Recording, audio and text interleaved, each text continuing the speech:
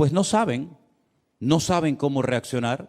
Y parece ser que este era uno de los grandes problemas que Israel tenía en aquel momento. Sabían ir todos unidos contra un enemigo, pero como los filisteos estaban planteando que solamente uno se enfrentara a Goliat, pues ellos se quedaron paralizados porque no estaban acostumbrados a pelear así. Todos, ¿verdad? Todos los israelitas contra los filisteos contra ellos, a eso sí, en el valle, en la montaña, con espadas, con jabalinas, con flechas, con arcos, con lo que fuera. Pero eso de que uno fuera a pelear contra otro, pues ellos nunca lo habían visto y por eso no sabían cómo reaccionar.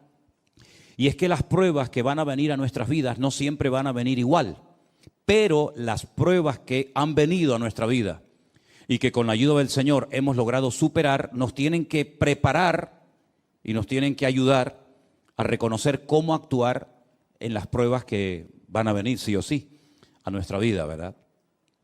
David presenta su currículum. Tú tienes un currículum en el Señor, sea pequeño, sea grande, sea visible o no.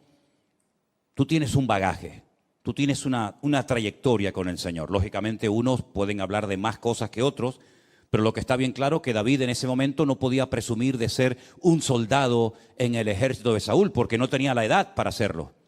Pero él dijo, bueno, yo no soy un soldado, yo no tengo armadura, yo no formo parte de los escuadrones de Israel, pero yo quiero decirles a todos ustedes, porque veo que no lo saben, que para mí pelear contra el gigante filisteo a mí no me resulta complicado.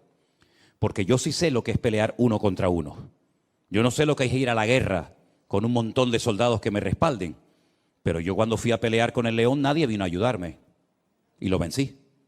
Y yo cuando fui a pelear contra aquel oso que quería despedazar el rebaño de las ovejas de mi padre, yo fui solo. Allí no estaba ni mi padre, ni mis hermanos, ni ningún hermano que me ayudara. Hay conflictos espirituales en la vida que tendremos que unir fuerzas todos para ir contra ese enemigo, contra ese ataque. Pero habrán otro tipo de pruebas o de ataques que vendrán a nuestra vida en los que te vas a tener que enfrentar tú solita. Y tú dices, ¿y ahora qué hago? Bueno, gracias a Dios tenemos el manual. Tenemos la Biblia, la palabra de Dios, a través de la cual podemos descubrir cómo tenemos que reaccionar ante esa situación que no afecta a la iglesia. No es algo que nos está afectando a todos. ¿Se acuerdan cuando, por ejemplo, nos confinaron? Tuvimos que darle vueltas a la cabeza y decir, bueno, vamos a hacer esto, vamos a hacer lo otro, cada uno en su casa, creamos aquel grupo de WhatsApp y era algo que nos, digamos, que nos afectaba a todos. Pero luego hay muchas cosas que son tuyas, particulares, que no me afectan a mí, o las mías no te afectan a ti. Pero también tenemos que estar preparados y saber cómo reaccionar en todo momento. Ahora bien, cuando una persona en el mundo espiritual obtiene una victoria, hay muchas cosas que cambian. Cosas que se pueden ver, otras que no se pueden ver, pero no significa de que no hayan cambiado. Por ejemplo, yo he hecho una pequeña lista, seguramente se me quedan muchas cosas fuera, de algunas cosas que cambiaron el día que David derrotó a Goliat. Por ejemplo, cuando él llega al campamento, una pregunta que él hace es, ¿qué le dará el rey como recompensa al hombre que derrote a Goliat? Y entonces fíjate lo que le dicen. Quiero que lean conmigo en el capítulo 17 de Primera de Samuel, el verso 25, dice así. Cada uno de los de Israel decía, ¿nos habéis visto aquel hombre que ha salido? Él se adelanta para provocar a Israel, pero ahora viene una palabra muy interesante. Al que le venciere, va a ser una recompensa solamente para el que logre vencer al enemigo, al gigante Goliat. El rey le enriquecerá con grandes riquezas. Le dará su hija y eximirá de tributos a la casa de su padre en Israel. Fíjate las tres cosas que obtendría como recompensa el hombre que venciera a Goliat. Número uno, sería enriquecido, se convertiría en parte de la familia del rey, porque el rey le daría una de sus hijas, y eximiría de tributos a la casa de su padre en Israel. ¿Merecía la pena o no ir a pelear contra el gigante Goliat? Se habrán presentado 1000 como voluntarios, ¿no? Habrán dicho, pues yo quiero eso. Yo quiero ser rico, quiero ser yerno del rey y quiero que además toda mi familia quede excluida de pagar impuestos? Pues la cruda realidad es que no se presentó nadie. La recompensa era extraordinaria, pero los voluntarios brillaron por su ausencia. Solamente David dijo, bueno, pues yo voy a ir a pelear. Pero él no fue a pelear contra el gigante Goliat por la recompensa. Él iba a ir con recompensa o sin recompensa. Él no estaba allí para hacerse rico aprovechando una oportunidad, ¿verdad? Y para bendecir a su familia, librándola de pagar terribles impuestos que tenían que pagar, ¿verdad? Él fue allí porque primeramente su padre lo mandó y él iba a ir porque él en ese momento, ese día, él se sentía como el representante de Dios en el pueblo. No va nadie, no va el rey, no va el hijo del rey, Jonatán o los demás hijos, no va nadie, no van mis hermanos. Bueno, pues voy yo, porque yo entiendo que esta es una oportunidad para que todo mi pueblo y todos los gentiles que están aquí sepan que nuestro Dios es un Dios que marca la diferencia, con recompensa o sin recompensa. Y yo voy allí, yo le voy a vencer, y es cuando él hace aquella tremenda declaración. Él no habla de, bueno, tal vez, vamos a ver lo que pasa, que se haga la voluntad de Dios, que sea lo que Dios quiera, en fin. No, él habla con una seguridad tremenda. Es que hay momentos en la vida en el que no te puedes dar el lujo de dudar. Es sí o sí, es vida o muerte, es cara o cruz, no hay vuelta de hojas.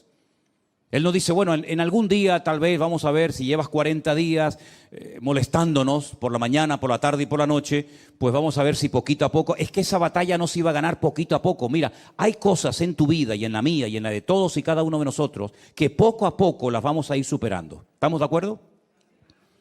Hay gente que me dice, bueno, yo tengo este vicio, o yo tengo esta atadura, o yo tengo esta costumbre. Mira, yo voy a ir poquito a poco. ¿Has conocido gente que habla así? ¿Tú eres de los que hablas así? Hay gente que me dice, poco a poco, sin prisa. Un poquito hoy, un poquito mañana. Ahora 3, mañana 2, pasado ninguno, pasado mañana 18. Poquito a poco. Y bueno, si tú te lo quieres montar así, si en vez de ir envenenándote de golpe te vas envenenando poquito a poco, pues como tú veas, ¿no?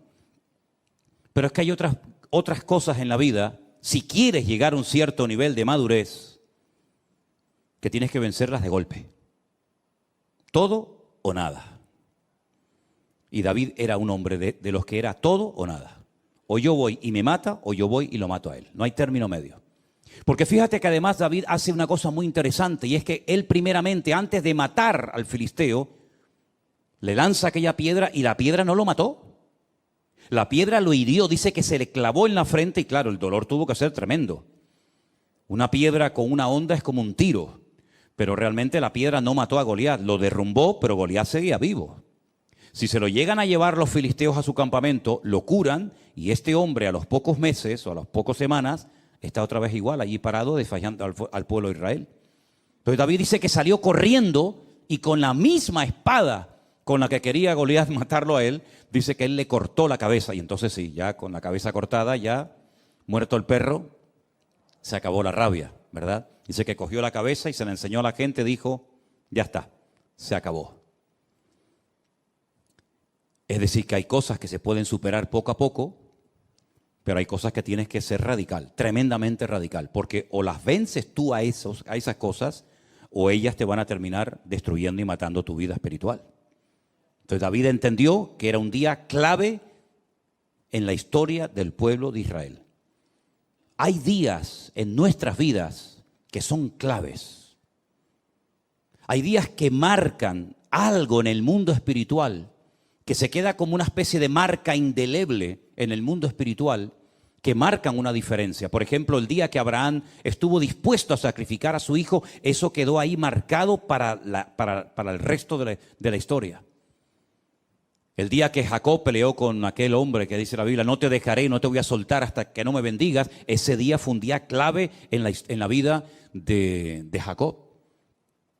El día que sale de la cárcel José y le logra interpretar los sueños al faraón y le dice, mira, no solamente va a pasar esto, esto y esto y esto en los próximos 14 años, sino que además tienes que hacer esto. Ese día marcó un antes y un después en su vida y en la vida del pueblo de los egipcios.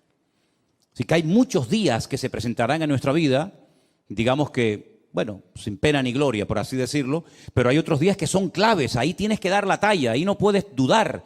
Ese día es el día que marca algo importante que te va a cambiar de por vida. De hecho, la vida de David nunca más volvió a ser la misma después de ese día.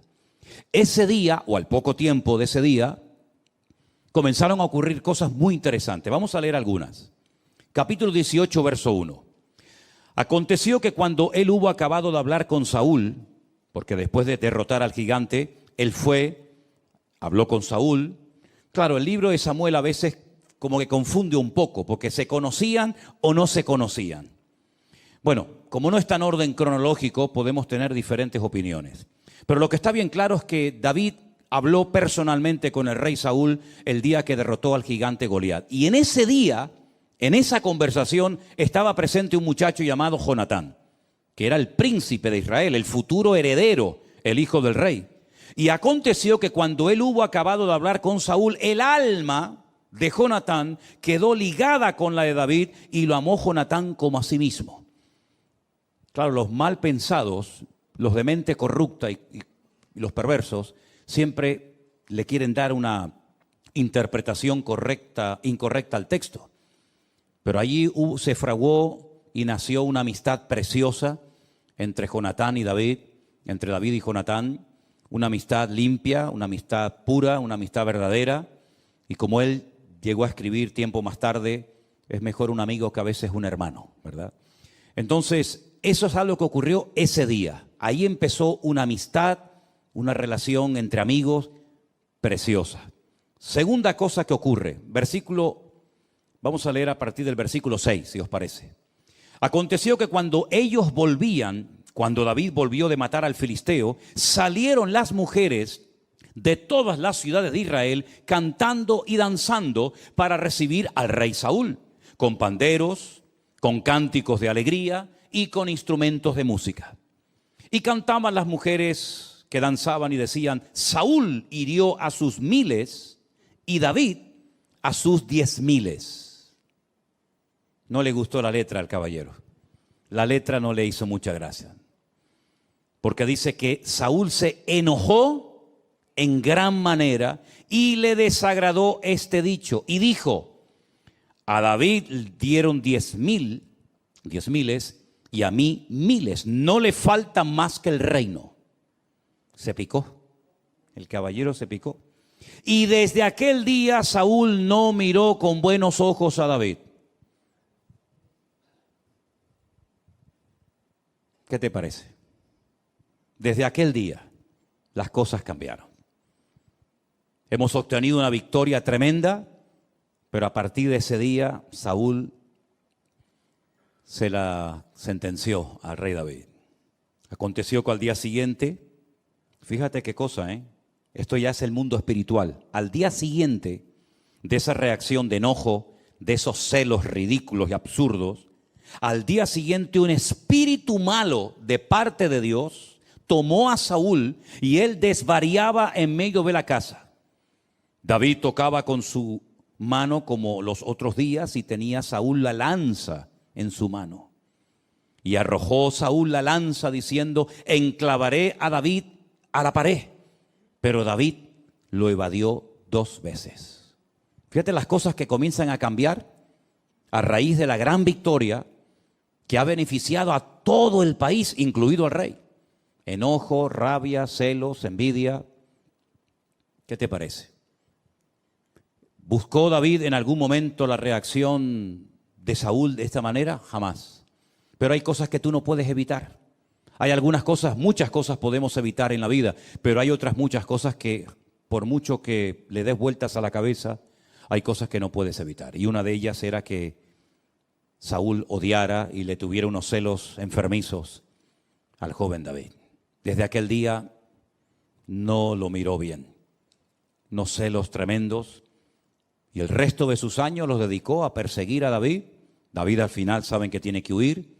Y durante muchos años, desde los 17 aproximadamente, hasta los 30 que llega a ocupar el trono de Israel, está huyendo de cueva en cueva, de lugar en lugar, hasta que finalmente él dice: bueno, en algún momento me va a matar este hombre, me va a quitar la vida a Saúl. Dice que se fue a vivir con los filisteos. Pero claro, si llega a los filisteos, cuando tú le has matado al gigante filisteo, en cuanto te vean aparecer por allí, te van a matar a ti. ¿Qué es lo que hace David? Que era tremendo. Finge que está loco. y se le cae la baba por la cara y se hace el loco y pintan las paredes y el rey dice, ¿no tengo yo bastantes locos para que me venga otro más? Y bueno, al final el loco fue una ayuda tremenda para el rey de los filisteos, en fin. Ahora llegó el momento en el que Saúl tenía que cumplir la palabra que había dado. El hombre que venciere a Goliat, yo le voy a dar a mi hija y lo voy a convertir en mi yerno. Vamos a ver si cumplió la palabra, ¿les parece? Versículo 17. Entonces Saúl le dijo a David, he aquí yo te daré a Merab, mi hija mayor. Generalmente se daba a la mayor y luego se daba a la menor, ¿verdad? Saben que en las notas musicales hay notas mayores y notas menores, ¿no? Pues le iba a dar la mayor y al final le dio la menor. Con tal de que seas hombre valiente y pelees las batallas del Señor. Mas Saúl decía, no será mi mano contra él, sino que será contra él la mano de los filisteos. Fíjate tú el plan que comienza a fraguar Saúl para quitarse de medio a David. Pero David le respondió a Saúl, ¿quién soy yo o qué es mi vida o la familia de mi padre en Israel para que yo sea yerno del rey? Oye, ese privilegio de ser yerno del rey no lo tiene todo el mundo, ¿verdad? ¿O eres de sangre azul? Ninguno aquí es de sangre azul, ¿no? ¿O no tienes ninguna posibilidad de llegar a ser familia del rey? Llegado el tiempo en el que Merab, la hija de Saúl, se había de dar a David, fue dada por mujer a Adriel. Ah, mira dónde sale este. Mira dónde sale Adriel. El meolatita. Estudien la historia de este Adriel. Por cierto, muy interesante. No tengo tiempo ahora para entrar en eso. Pero fíjense por dónde. Pero Mical, la otra hija de Saúl, amaba a David.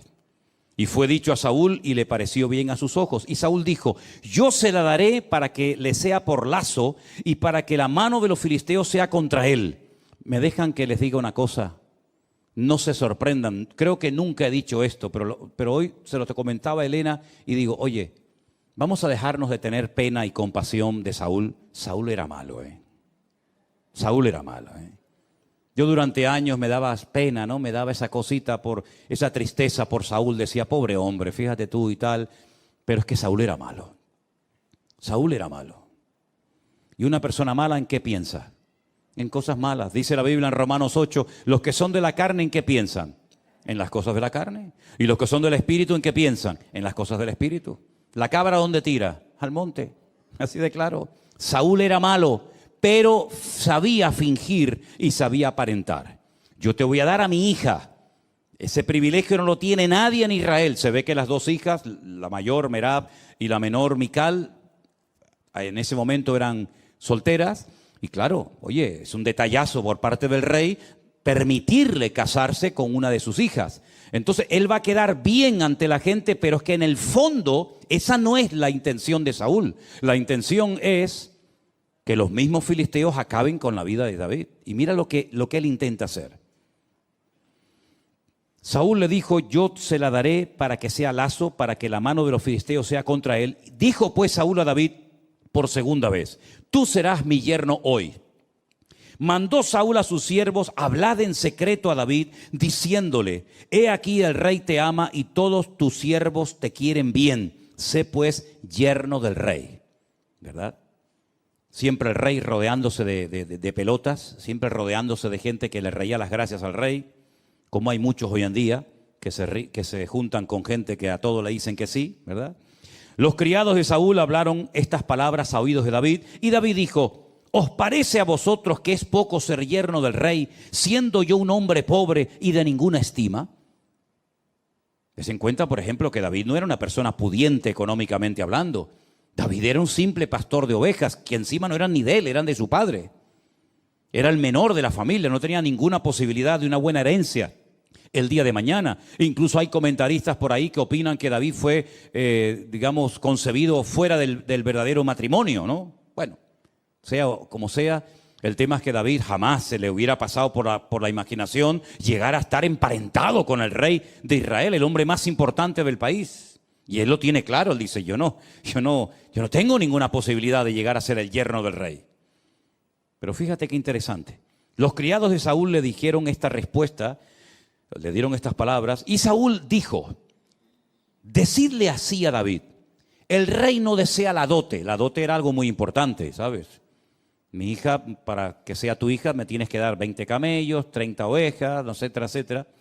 A mí Matías no me dio nada, por cierto, pero bueno, aún estamos a tiempo. Bueno, me dio un nieto. Ya con eso le perdono. El rey no desea dote, sino, escucha bien, espero que lo entiendas, 100 prepucios de filisteos, que es lo que se le quita al hombre cuando se le circuncida. Quiero 100 de filisteos, para que sea tomada venganza de los enemigos del rey. Pero es que esa no es la verdad. Detrás de esta petición de 100 prepucios, fíjate tú qué cosa pide este hombre. Saúl lo que quería hacer es que David cayera en manos de los filisteos, porque sobra el decir, no me hagan que dé demasiadas explicaciones, pero sobra el decir que para llevarle en una bolsa 100 prepucios de filisteos al rey Saúl, primeramente habrá que matarlos. Y después una vez matarlos o dejarlos medio heridos, ¿no? Me tengo que enfrentar a 100 para poder llevárselos al rey Saúl. Porque en el fondo, alguno de ellos lo va a terminar matando. Esto no es como las películas americanas que saben que sale el héroe corriendo por un campo abierto, le disparan 5,000, ni uno le da. Pero él dispara y con una bala mata a 10 de golpe, ¿no? Alguno de los 100 lo va a mutilar o lo va a matar. Y eso es lo que en el fondo Saúl quería. Pero miren cómo era David. Cuando sus siervos declararon a David estas palabras, le pareció bien la cosa. Es que le pareció bien la cosa, increíble. A mí me dicen eso y dice, vete tú a cortarlo, vete tú a cogerlo. Le pareció bien, dice, a los ojos de David, para ser yerno del rey. Y antes que el plazo se cumpliese, David se levantó, se fue con su gente y mató a 200. ¿Cuánto pedía el rey Saúl? 100. Este mata a 200. Los mató, ¿eh? Mató a 200 filisteos y trajo los prepucios de ellos y los entregó todos al rey, a fin de hacerse yerno del rey. Y Saúl le dio a su hija Mical por mujer. Si yo te doy más de lo que tú me pides, 100, toma 200, y ahora me tienes que dar a tu hija mayor. No, le da la menor, le da Mical.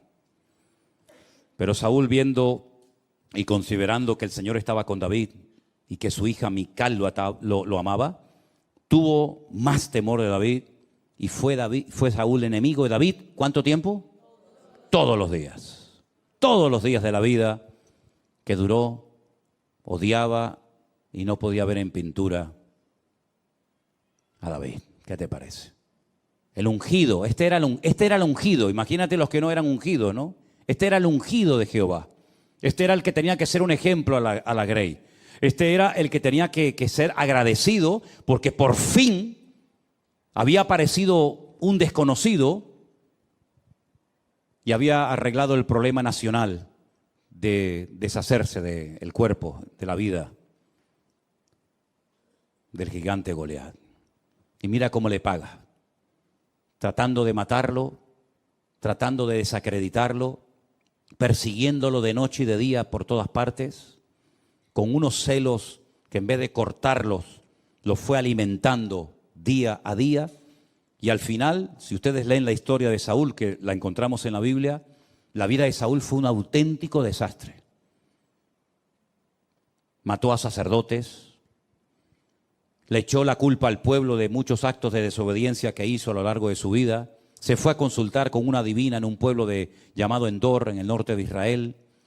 Al final termina suicidándose, tirándose sobre una espada y quitándose la vida. Dejó al país en la ruina. Económicamente el país lo dejó en la bancarrota más absoluta.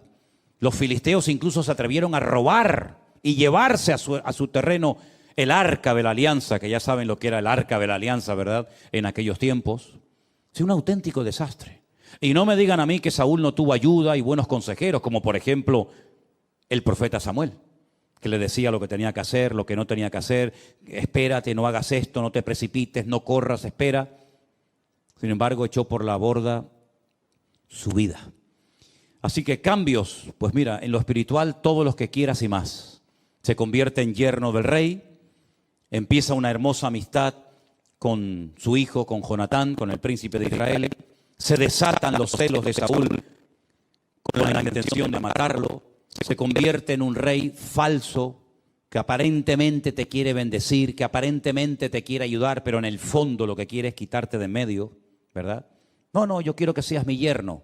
Tráeme 100 prepucios con la intención de que lo maten, ¿verdad? Se convierte en un rey mentiroso, en un rey manipulador, en una persona muy peligrosa, porque dice la Biblia que en varias ocasiones David estaba tocando el arpa para él, para calmarlo, y dice la Biblia que cogía la lanza y se la lanzaba para clavarlo en la pared como si fuera una cucaracha, ¿verdad? Un hombre tremendamente agresivo, peligroso, amargado, frustrado, que llevó al país a la ruina. Y David en medio. David nunca se levantó contra él dando una especie de golpe de estado, sino que él esperó, dejaba todo en las manos del Señor. En aquella época compuso salmos extraordinarios. Puedes leer las sensaciones, las tristezas de David, las luchas tremendas, la soledad, las horas, días, semanas, solo, ¿verdad? Por esos montes huyendo de Saúl, siempre pendiente de que me atacaran por la noche, por el día, por la montaña, por arriba, por abajo, ¿verdad? Pero el Señor lo cuidó y el Señor lo protegió. Cuando tú comiences a obtener victorias espirituales en tu vida, vas a desatar la ira del enemigo, pero también vas a desatar la bendición de Dios sobre tu vida. Tienes que saber esto. Como dijo alguien, si no quieres que te pase nada, que nadie diga nada mal de ti, que nadie se meta contigo, que nadie te cuestione, que nadie te critica, no hagas nada. Es que no tenías ni que haber nacido. Porque ya desde el día que nacimos, ya siempre alguien dijo, qué feíto era, ¿no? Y aún no dice nada, otro dice, ay, qué guapo, otro era feíto, otro era feíto. Desde el mismo día que nacimos ya comenzó la batalla de la vida. Pero es que además nosotros no solamente estamos en el mundo natural, como todos los seres humanos, sino que nos hemos pasado de bando. En el mundo espiritual hay dos bandos, el del diablo, Satanás, las tinieblas, y el bando de luz, del Señor, ¿verdad? De la bendición de Dios. Y hemos pasado, como dijo el Señor, de muerte a vida. Claro, el otro no está contento con ese cambio, porque sabe que ahora tienes tú una victoria que ya le gustaría a él tener. Ahora tú tienes una influencia, una capacidad en el mundo espiritual que él no va a tener jamás en la vida. Y eso va a despertar envidia, eso va a despertar celos, eso va a despertar pues tantas y tantas cosas. ¿Y dónde va a venir la guerra? Pues desde adentro. El Señor Jesucristo un día nos dio una información tremenda. Dice que los mayores enemigos, a veces, no siempre, pero a veces pueden surgir hasta dentro del mismo seno familiar, dentro de la misma familia. Ese cuñado con el que te llevabas tan bien, ese primo, ese abuelo, ese tío, ese sobrino, con el cual pues antes jugabas al fútbol, iban de excursión y cantaban y lo pasaban bien. Ahora, por el simple hecho de haberte convertido, pues ahora parece que te has convertido en su enemigo. Pero no tienes que asustarte. Al mismo Señor Jesucristo le pasó. Sus propios hermanos, que los tuvo, le decían al Señor, Señor, ¿por qué no vas a otros lugares para que te oigan y te conozcan y sepan de tus enseñanzas? Pero no lo decían porque tuvieran una sana intención de que la gente escuchara el Evangelio, sino para quitárselo de encima, porque se avergonzaban de él. ¿Qué te parece? Y el Señor, ya dijo en cierta ocasión, los mayores enemigos a veces surgen dentro del sector o del ambiente del que menos te imaginas. Incluso la Biblia dice que en los últimos tiempos tal vez la nuera se levante contra la suegra contra la nuera, los hijos contra los padres contra los hijos. Eso va a ser una revolución tremenda y para todo eso tú tienes que estar preparado. Y dice, y no sorprendáis, dice Pedro en una de sus cartas, no sorprendáis del fuego de prueba que os ha sobrevenido. Dice, como si alguna cosa extraña os aconteciera. Mira, sinceramente te deberías de sorprender de que no te pase nada. Eso es lo que te debería de preocupar. No tengo pruebas, no tengo dificultades, no hay problemas, todo parece que va sobre ruedas. Eso es lo que te debería de poner nervioso. Pero pasar por pruebas, por luchas, por dificultades, pues eso es lo lógico, eso es lo normal. Eso es lo que necesitamos para mantenernos humildes y dependientes del Señor y que no nos creamos que ya no necesitamos de nada ni de nadie.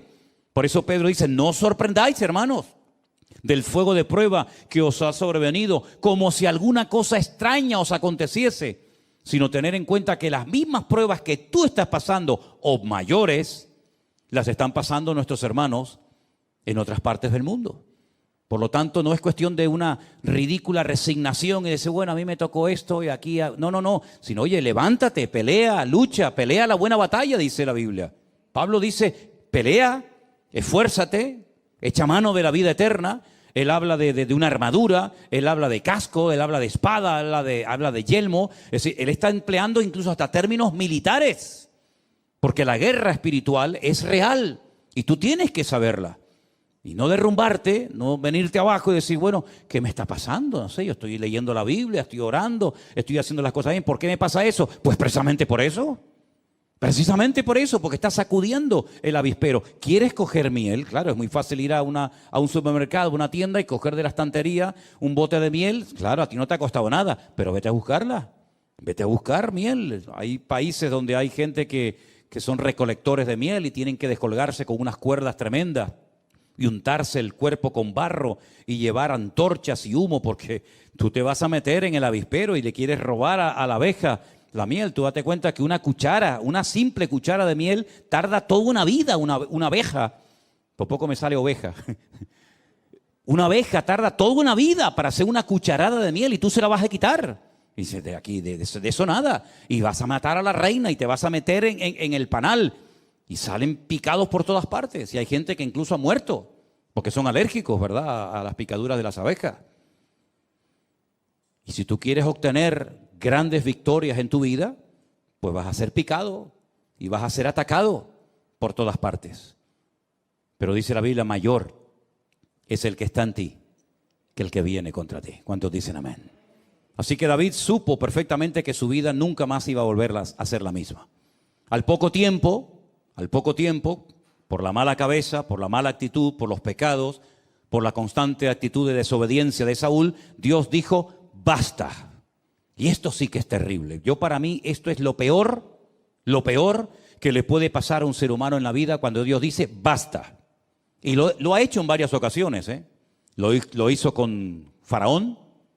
Lo dijo, ¿no quieres dar tu brazo a torcer y reconocer que todos estos milagros, prodigios, maravillas, estas plagas tremendas son producto de mi intervención? ¿No quieres? Pues ahora yo me voy a encargar de endurecerte el corazón. ¿Quieres ser duro? Yo te lo voy a endurecer como el pedernal. Y no te voy a dar oportunidad ni para que te arrepientas. Fue tremendo. Cuando Dios llega a esos extremos, imagínate. Pues con Saúl llegó exactamente igual. Dijo, Samuel, no ores más por él. Pero no ores más por él. Lo he desechado. Y Dios no dice, bueno, no, te he desechado. Basta, se acabó. ¿Y ahora qué hacemos? Tienes que ir a Belén, a la casa de un tal Isaí, convoca a sus hijos y yo te voy a decir lo que vamos a hacer. Vamos a escoger a otro rey fiel conforme a mi corazón. Todos conocemos la historia, ¿sí o no? Llega a Belén, llega a la casa de Isaí, allí están sus hijos. Él se va a acercar al mayor, que era lo lógico, ¿no? Ungir al mayor, al primogénito, y el Señor le dice, ese no es. Bueno, pues será el siguiente, ese tampoco. Y el otro tampoco. Y al final Samuel está desconcertado, él es profeta, varón de Dios, pero en ese momento como que no tiene mucha luz, que digamos, y le dice al padre, oye, una pregunta, ¿tú tienes a otro hijo? Porque yo he traído aquí el cuerno del aceite especial para derramarlo sobre la cabeza de uno de tus hijos. Tú me has dicho que has llamado a todos tus hijos y a mí el Señor no me da paz con ninguno de ellos. Aquí pasa algo. Y le dice, bueno, es que tenemos a otro.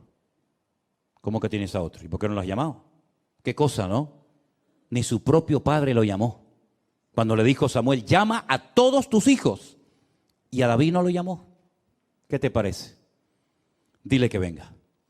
Porque no nos vamos a sentar a la mesa ni a comer hasta que David venga. Y dice la Biblia que nada más entrar, claro, imagínate las pintas con las que vendría. Un montón de días, semanas en el monte, con un olor terrible, los pelos así como los que tiene ahora mismo un hermano por ahí arriba. Y claro, tú imagínate aquello, decir, ¿y este quién es? ¿Este quién es? ¿De dónde ha salido esto? Si no, este es mi hijo David. Dice, este es David. Y el Señor dice, úngelo, porque ese es el rey, el futuro rey de Israel. Es impresionante, hermanos, cómo Dios rompió todos los patrones, todas las normas de la época para ungir al que nadie, ni siquiera su propio padre, contaba con él. Y a partir de ese día dice que Dios cambió su corazón, mudó su corazón, y el Señor comenzó a bendecirlo y a prepararlo y a ungirlo. Pero claro, si quieres ser rey, lo primero que tienes que hacer es conocer tu país. Y lo vas a conocer, ya verás que lo vas a conocer, pero bien, bien que lo vas a conocer. Vas a conocer hasta dónde se ocultan las ratas. Vas a conocer el país, pero palmo a palmo. Ese sí que fue un Rambo verdadero, ¿eh? Y comenzó desde prácticamente a los pocos días, ya digo, 17, 18 años como mucho, hasta los 30 años, huyendo de un lugar a otro, con un calor que hacen esos lugares donde él se escondía. Fuimos un día a la cueva de Engedi. Es una cueva que está en el oasis de Engedi, en el desierto, y llegamos allá arriba y nos dijeron, en esa cueva se escondió Saúl, y allí dentro estaba el rey David, que podía haberlo matado y no lo hizo. Es decir, una vida de una preparación tremenda. Pero el Señor dice, ese es al que yo he escogido. Ese es al que yo he escogido. Y saben, queridos hermanos, Dios no se equivocó con David. David no era perfecto, no hay ningún ser humano perfecto. Ni David, ni Abraham, ni Moisés, ni ninguno. Pero ese era un hombre con el cual se podía contar. Porque tenía una buena característica. Tal vez otros dirán, sí, pero es que en esto, bueno, tenía una característica extraordinaria, que es lo que marca la diferencia entre un creyente y otro. Es la verdad. Y es que era un hombre obediente. Dios le decía una cosa y él lo hacía. Fíjate cuando el rey Saúl, fíjate que aún no era rey, y Saúl le dice, tráeme 100 prepucios de filisteos. Él no era tonto. Él sabía que podía perder la vida peleando contra 100 filisteos. Y no le trae 100, le trae el doble, le trae 200. Pero es que era así, era tremendamente radical. Siempre iba más allá de lo que se le pedía. El padre le dijo, pero esto lo traía ya era su naturaleza, era parte de su esencia, de su personalidad. 100 prepucios, no, 200. Le dice el padre, vete a cuidar las ovejas. Y claro, viene un león y podía haber salido, papá, mira, perdona, pero viene un león, yo salí corriendo. No, mi padre me ha dicho que cuide las ovejas y yo voy a cuidarlas, aunque tenga que pelear contra un león. Nosotros lo hubiéramos hecho, hermano. Tú lo hubieras hecho, Luis. Tú lo hubieras hecho. Ustedes lo hubieran hecho. Si a veces entra una cucaracha a la casa.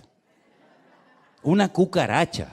No estoy hablando de cocodrilos ni dragones. Una cucaracha. Y parece que ha entrado Belcebú. Un perenquén, no sé si por ahí que nos ven, perenquén es un lagartito que se pega a las paredes, que se come los mosquitos, las arañitas y esas cosas, que son buenos, los perenquenes son bonitos. Se pegan ahí con sus patitas a los balcones. Sí, trae un perenquén aquí para que veas a más de uno corriendo. Pero es que ahora le viene un león y podía haber dicho, hombre, yo una cosa es cuidar las ovejas de mi padre y otra cosa es enfrentarme con un león. Estamos hablando de cosas muy diferentes. Pues él se queda. Y él se queda y mata al león y no se queda satisfecho con herirlo, sino lo mata. Y al poco tiempo un leoso. Y bueno, ya no le vinieron más porque dijeron los animales, no vayan contra este, que aunque vaya quien vaya, nos va a matar a todos. Eso que hacía en lo natural David, luego él trasladó todo eso a su vida espiritual. Esa radicalidad, ese ir más allá de lo que me han pedido, el jugarme la vida por 4 ovejas que tampoco merecen tanto la pena, el decir en vez de 100, 200, esa actitud en su vida fue la que lo marcó durante toda su vida. Y por eso para él el gigante no era nada, para él un león no era nada, porque él conocía al Señor. Y cuando uno conoce al Señor, no le tiene miedo a nada. Porque sabes que eso que te está atacando, eso que te domina en ese momento, eso que pierdes el control, para Dios no es ningún problema. Amén, hermanos.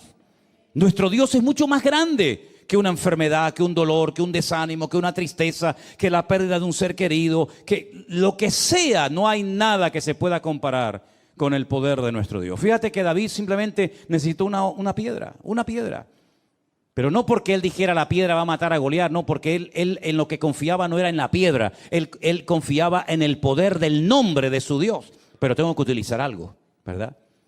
Pero si David le hubiera pegado un soplido a Goliat, en el nombre de mi Dios, Goliat lo tumba. Porque no era lo que él hacía, sino era la actitud con lo que él hacía y con la fe que él tenía en su corazón.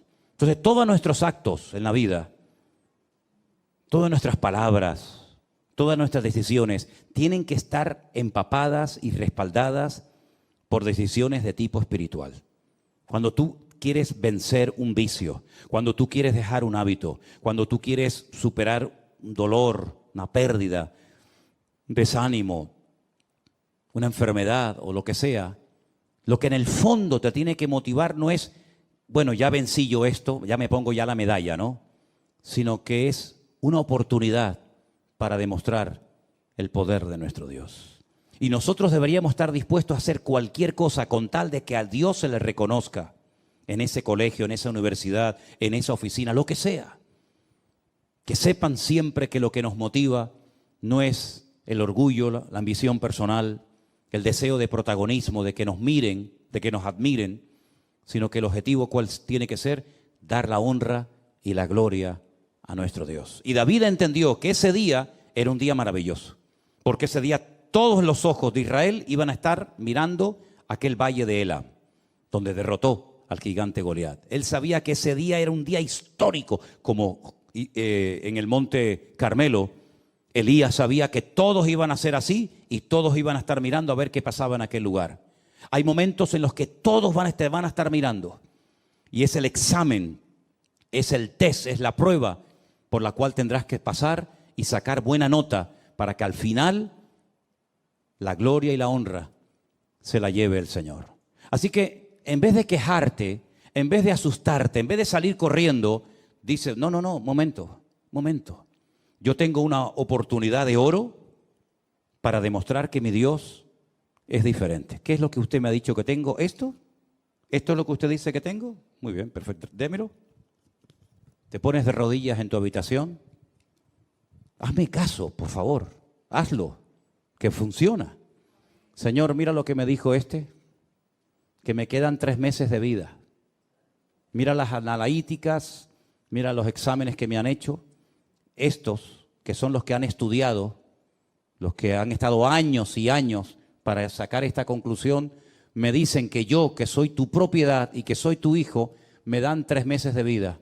Señor, qué bueno sería que tú hicieras un milagro en mi vida para que yo mañana vaya a estos y les diga, vengan un momentito. ¿Qué me dijeron ustedes aquí hace 6 meses? ¿Que me iba a morir? ¿Cuánto tiempo llevo de vida? 18 años. Entonces, en otras palabras, utiliza tus circunstancias presentes para demostrarles que el poder de tu Dios es más grande que todo lo que te hagan o todo lo que te digan. Y otra cosa, y si por lo que sea tú decides que lo que dijeron estos señores se cumpla, pues muchísimas gracias porque dentro de 3 meses estaré con mi Señor. Ustedes seguirán rompiéndose la cabeza, pero a mí simplemente lo que me han dicho es la fecha con la que me voy a reunir con Él. Pero si pudiéramos de alguna manera utilizar estas circunstancias aparentemente duras, difíciles o amargas, para demostrarle a estos que dicen que todo esto es mentira, que Dios no existe, que el hombre viene del mono, etcétera, etcétera. Si pudiera, Señor, utilizar estas circunstancias para demostrarle a esta gente tu poder, por mí encantado de la vida, Señor. Como yo le dije aquí en este cuarto, en esta habitación que está aquí atrás, el día 14 de marzo del 2020, cuando salió en la televisión el presidente de este país y dijo, se decreta el estado de alarma o de emergencia, como sea, nadie puede salir. Yo me puse ahí de rodillas y mi Dios lo sabe y le dije, Señor, ahora tienes una oportunidad impresionante, maravillosa, para demostrar que esta obra es tuya, Señor. Aquí no va a venir gente, yo no sé durante cuánto tiempo, 1 domingo, 2, 3, 4, 5, nadie lo sabía. Yo pensaba, bueno, 2, 3 domingos, nada. Cerramos el rastro, aquí no podía venir nadie y el Señor comenzó a sorprendernos con auténticos milagros hasta el día de hoy. Hasta el día de hoy. Algunos me decían, bueno, cuando termine la pandemia ya verás que todo, digo, que no. Porque Dios dijo ahora. Y hasta que venga el Señor, la bendición no va a menguar. El aceite no va a menguar. Juntamos latas vacías, que somos nosotros, y le dijimos, Señor, ahora, cuando no hay recursos, llénalas de aceite, y el aceite no ha menguado hasta el día de hoy, porque ese es nuestro Dios.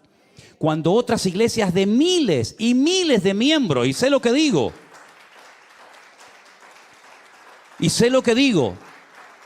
lamentablemente, se cerraron, solamente por ponerles un pequeño ejemplo, podría ponerles muchos.